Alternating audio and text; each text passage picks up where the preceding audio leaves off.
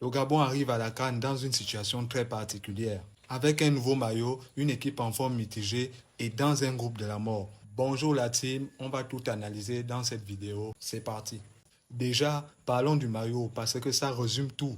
Au départ, le Gabon arrive avec un équipementier local. Résultat, maillot refusé par la CAF. Ils ont déclaré que ce maillot est non conforme et ça a causé une polémique nationale. À quelques jours de la CAN seulement, la FEGAFOOT est obligée de changer en urgence. Et c'est finalement AB Sport, une marque marocaine, qui sauve la situation. Voilà le nouveau maillot, sobre, fonctionnel, peu identitaire. Mais une chose est claire, vaut mieux un maillot validé qu'un scandale à la CAN.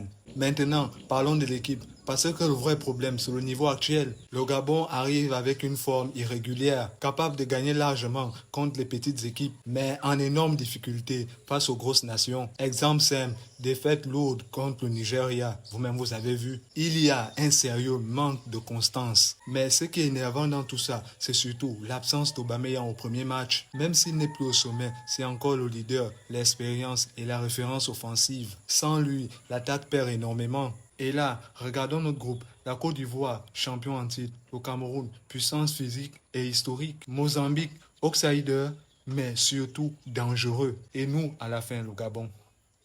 Le Gabon n'est pas favori. Si on regarde bien nos confrontations à venir dans ce groupe, Gabon-Cameroun, duel très serré, léger avantage pour le Cameroun. Contre le Mozambique, ce sera notre match clé. Nous avons obligation de gagner. Face à la Côte d'Ivoire, dans ce match, si on réussit déjà à prendre un point, c'est déjà bon.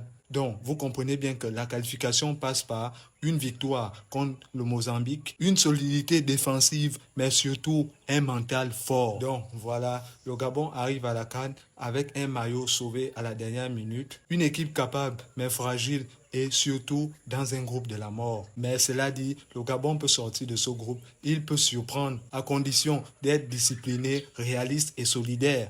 La question qu'on doit se poser, c'est est-ce que les Panthères vont rugir ou simplement participer? Dites-le moi en commentaire, mais surtout, likez, partagez et abonnez-vous.